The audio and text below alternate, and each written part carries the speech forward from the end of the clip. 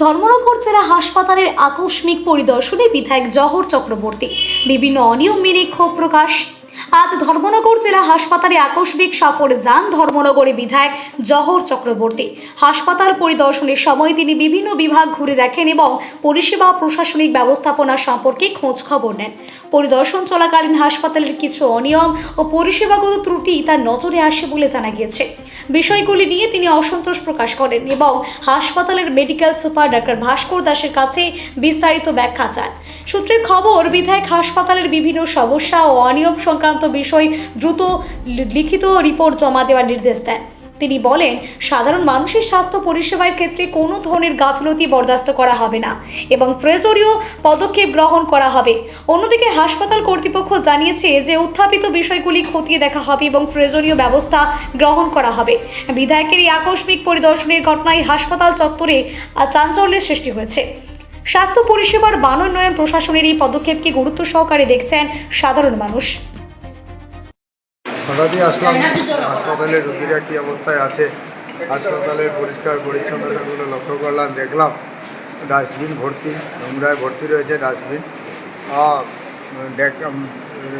দায়িত্বে যারা রয়েছেন ওনাকে ডাকলাম, উনি বললেন একে এজেন্সি না কি একটা কাজ পেয়েছে, ওনারা কাজ করছেন। বলে এটা কি অবস্থা, পুরো ডাস্টবিন ভর্তি।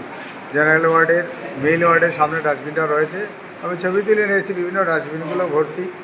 পেছনে গেলাম, পেছনে গিয়ে দেখলাম এখানেই কাপড় ধোয়ার কাজ চলছে। আর MS মহোদয়কে জিজ্ঞেস করলাম, উনি বললেন চলে যাবে, আগের এজেন্সি নয়, অন্য এজেন্সি আসছে। এগুলো আপনি যদি পারমিশন না দেন, অর্ডার না দেন, তাহলে কী করে চলে এগুলো? হতেই পারে না, এই ইলিগ্যাল কাজ হচ্ছে এখানে। যে যারাই বরাত পাবে, কাজ পাবে, তারা তো ওনাদের জায়গায় নিয়ে এগুলো পরিষ্কার করে ধুয়ে মুছে ইস্ত্রি করে তারপর নিয়ে আসবে, কিন্তু হাসপাতালের জল ব্যবহার করে, এবং আমি দেখলাম নোংরা জল এখানে ব্যবহার করে এগুলো দেওয়া হচ্ছে। MS সাহেবকে বলেছি, ক্লারিফিকেশন চেয়েছি ওনার কাছে, উনি দেবেন কেন এগুলো হচ্ছে। এগুলো হতে দেওয়া যায় না, একটা জেলা হাসপাতাল, পরিষ্কার পরিচ্ছন্ন থাকতে হবে, সব কাজগুলো যাতে ঠিকভাবে হয় সেই দিকে সবাইকে লক্ষ্য রাখতে হবে। কাজেই এলাকার বিধায়ক হিসেবে আমার দায়িত্ব রয়েছে, তাই আমি এসে আজকে হাসপাতাল পরিদর্শন করে, তার আগেও এসেছি 2-3 বার।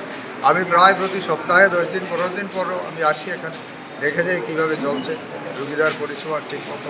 কিন্তু এই বিষয়গুলো, পরিষ্কার পরিচ্ছন্নতার বিষয়গুলো দেখে মোটেই আমার ভালো লাগেনি, এবং আমি এই ব্যাপারে অত্যন্ত দুঃখিত। MS সাহেবের সঙ্গে আমি কথা বলেছি উনি আমাকে এগুলো বিষয়গুলো যাতে সদুত্তর দেন, তার জন্য আমি ওনার কাছে আমি আবেদন করি।